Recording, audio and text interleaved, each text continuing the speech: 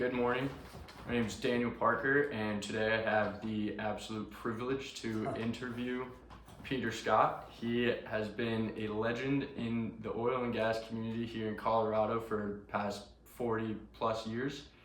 And today he's been kind enough to sit down and answer some questions about this awesome industry that we're all getting into. So without further ado, Peter Scott, thank you so much. Good to see you, Daniel. Appreciate it. So wanted to start out and by basically asking you what you think of as a landman's job and purpose and everything that goes into it.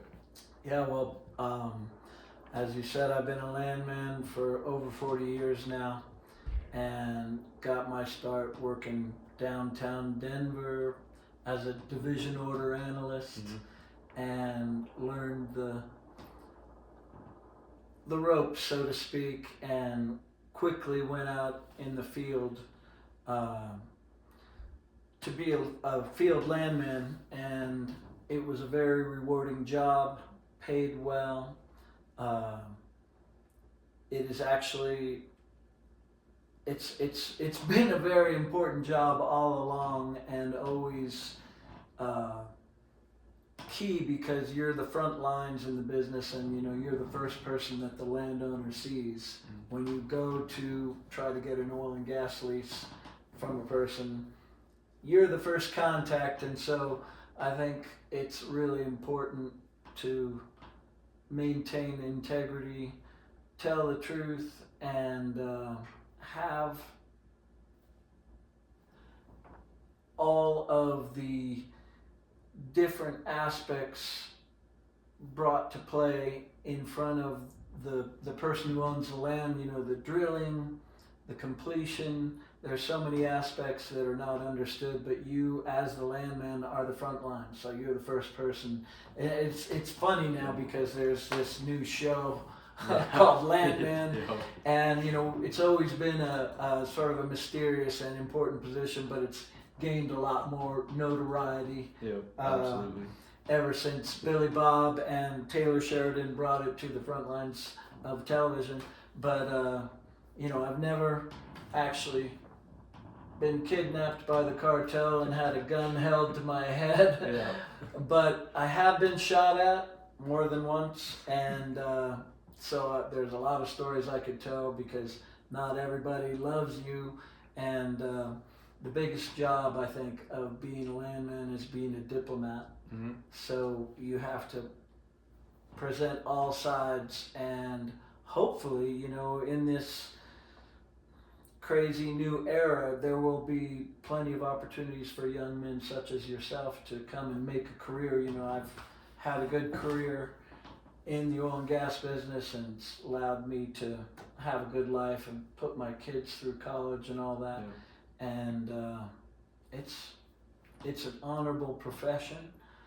I don't know, what other questions? I don't know if I answered your question. No, absolutely. The next question was going to be, when you were coming right out of college, I know you went out and he was a lifeguard in Hawaii, which is pretty cool. But after that, when you came back here, how did you get your start? How did you find a way into the industry and pick up some jobs to do? Yeah, well, I actually came back with the specific intention of getting into the oil and gas exploration business.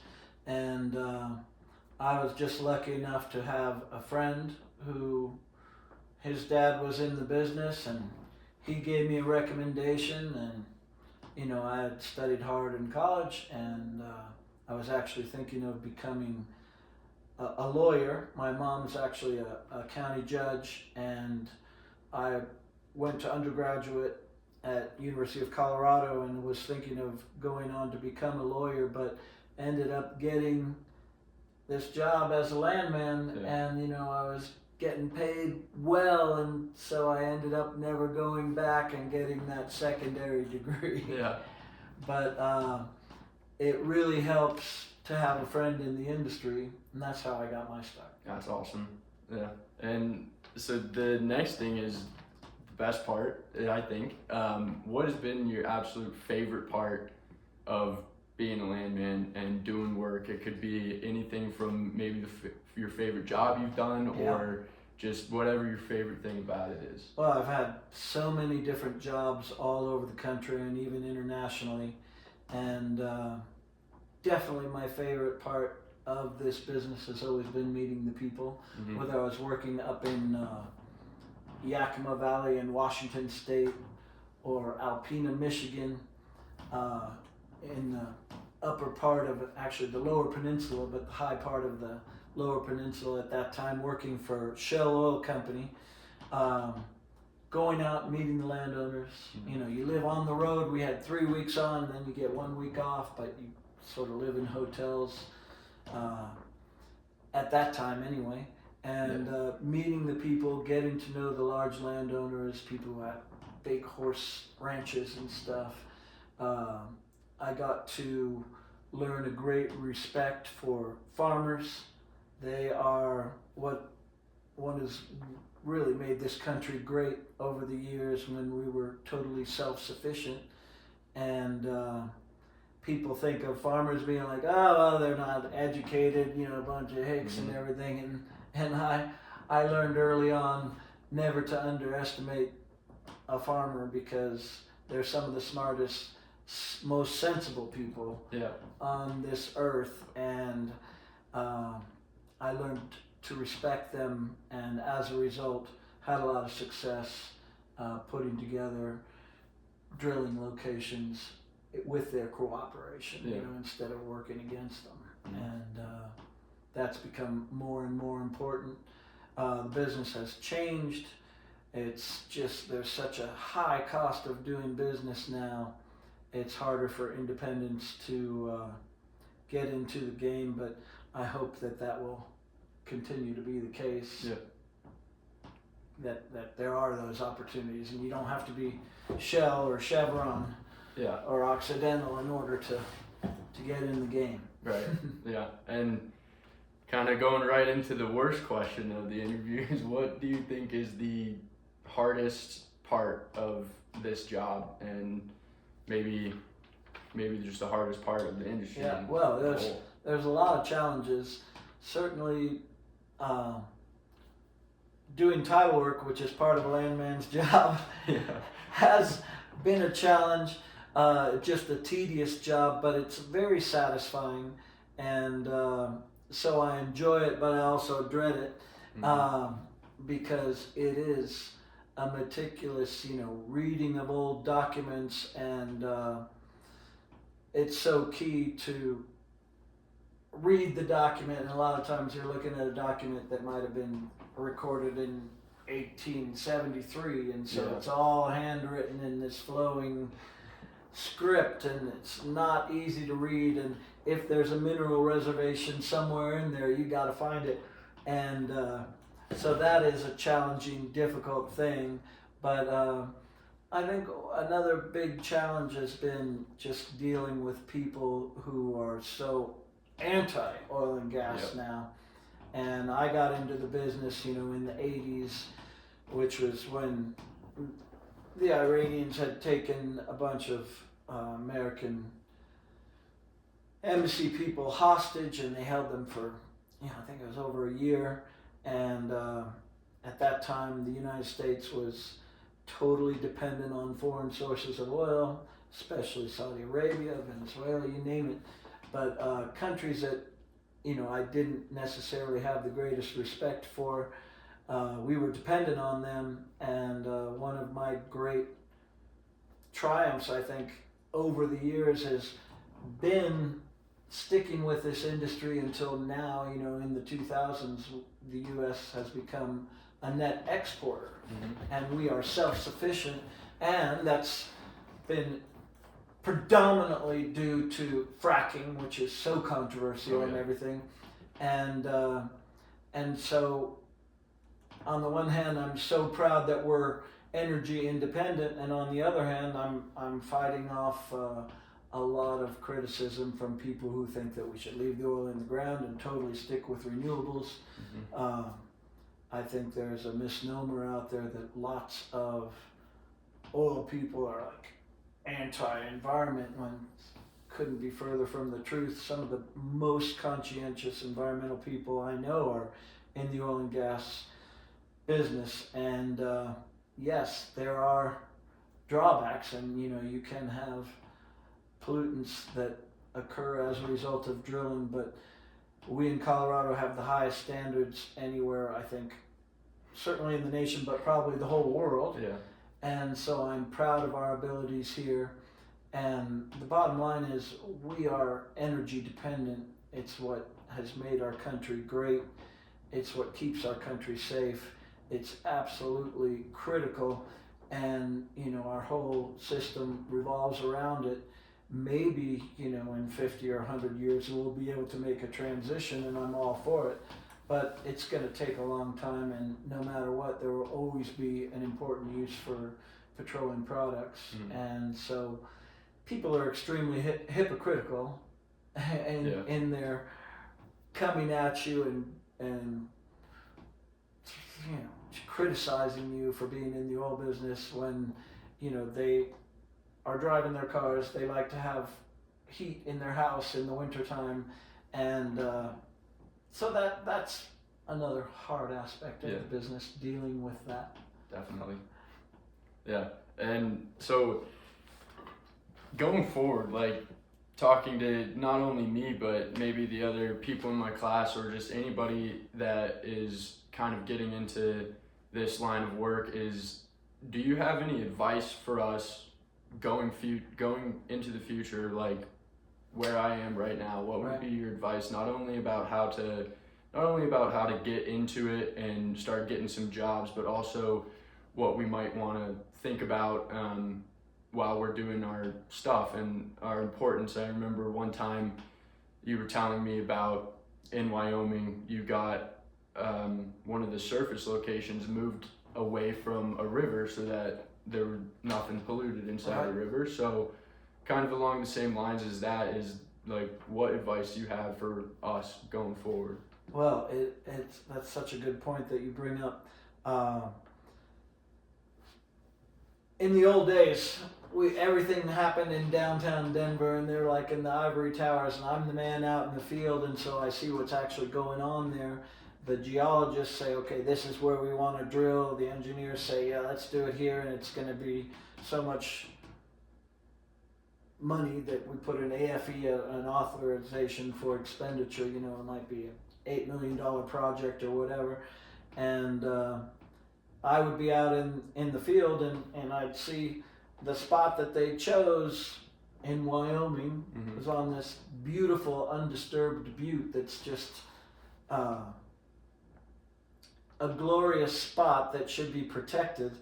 And there was a sort of a wasteland that was not too far away, and with the new ability to directionally drill, we could move the location just probably less than a mile and directionally drill, which has a slight added cost. But if you incorporate all the savings from not having to build in this pristine spot and all the backlash and all the negative publicity, and it seems like the right thing to do, well, you as the landman in the field can go to the ivory tower in downtown and lay it out, make your case.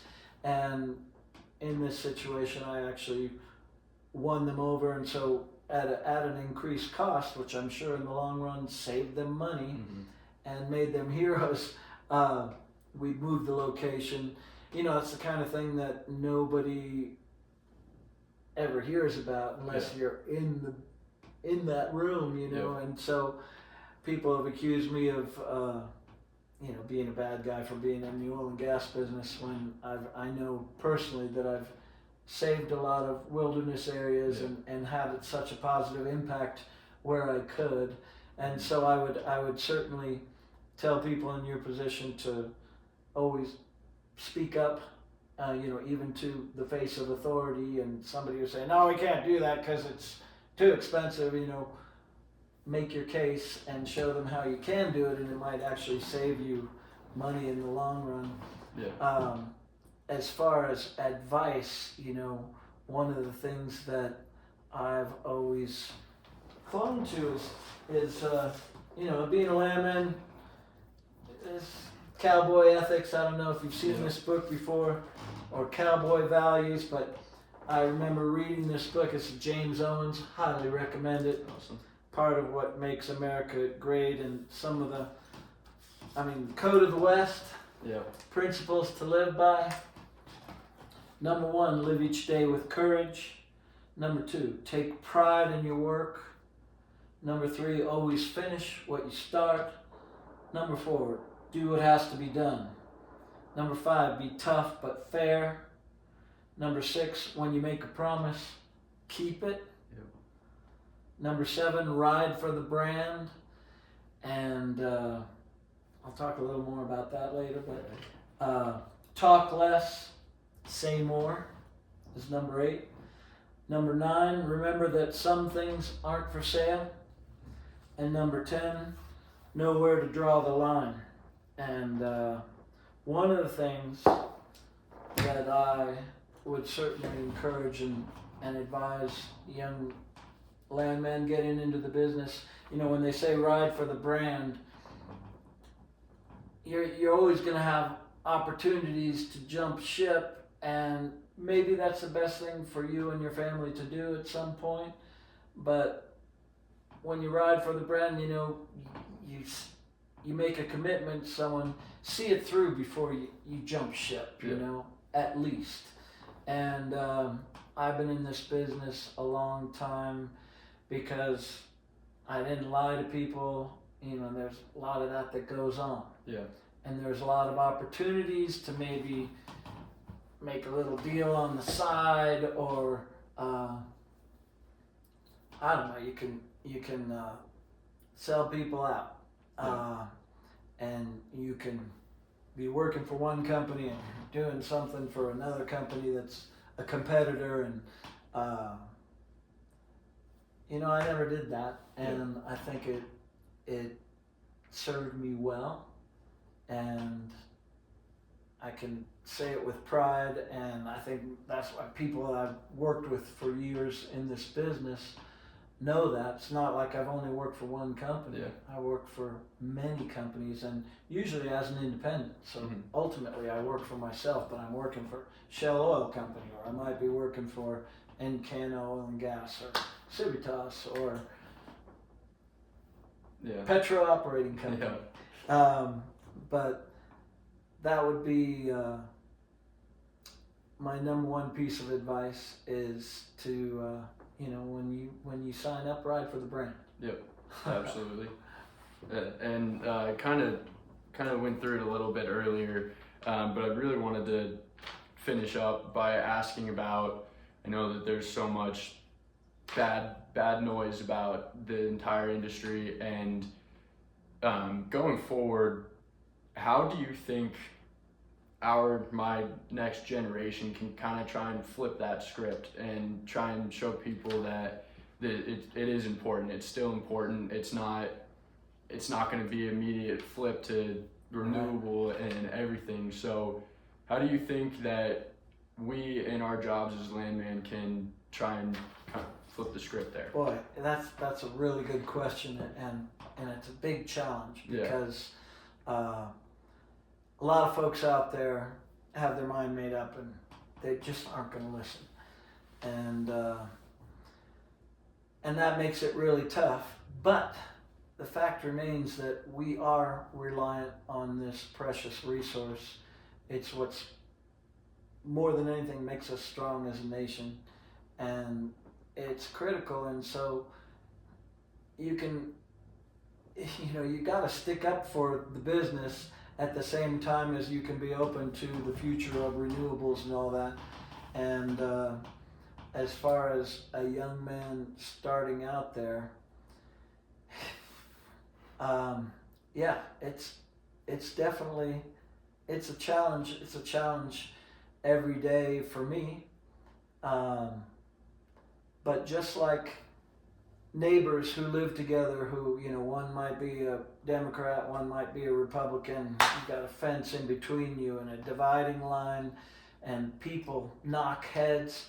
Communication is the key, and that is what has been something I've stuck to throughout my years in this business. Is you got to communicate, and that means just explaining what's going on, you know. And if I'll use the neighbor example again, you know, you might have just a lot of differences, and so back and forth, you know, one family has cats, one family has dogs, and they're always fighting, and the key is to talk to that person instead of just being at odds with them and having that fence a dividing line and hate just growing. You can overcome obstacles through communication, and so communication is key, especially in this business, especially when you're talking about putting together a location for an oil and gas drilling pad. You know, the landowner might be thinking one thing and the oil company's thinking another. Yeah. And the key is to explain it. You know, we might not agree on everything, but if you explain it along the way, so it's not just a surprise where all of a sudden they come in and they're drilling, you're like, wait, what the heck, you know? You say, well, yeah, we have the right to do this. Yeah, but you never told me. Yeah. You got to tell them. Yep. You got to have good lines of communication, and that is number one piece of advice. Awesome. All right, well, thank you so much. I really appreciate you taking the time to do this with me. And as for getting started, I know a big part of it is getting out there and meeting people. And so I'm just very thankful that I've been able to meet you and spend a lot of time and learn from you. And so I hope everybody can, but thank you so much. I appreciate the honor has been mine. It's been a pleasure working with you. And I do hope that there's still lots of undiscovered resources out there that you can go out and hopefully, you know, the big ticket for a young landman is finding an opportunity to maybe get an override, get a piece of the action. Absolutely. And, you know, so you're working for more than a paycheck, but you're working for some, we call it mailbox money, you know, where you're getting paid no matter what. And I think that there are opportunities out there, and with the new technology, our ability to drill successfully is getting better and better. And so I would encourage people to get into this business. It's a good business. There's a lot of honor in it, and a lot of opportunity too. Awesome. I would wish you the best of luck. Awesome. Thank you so much. You bet. Ciao.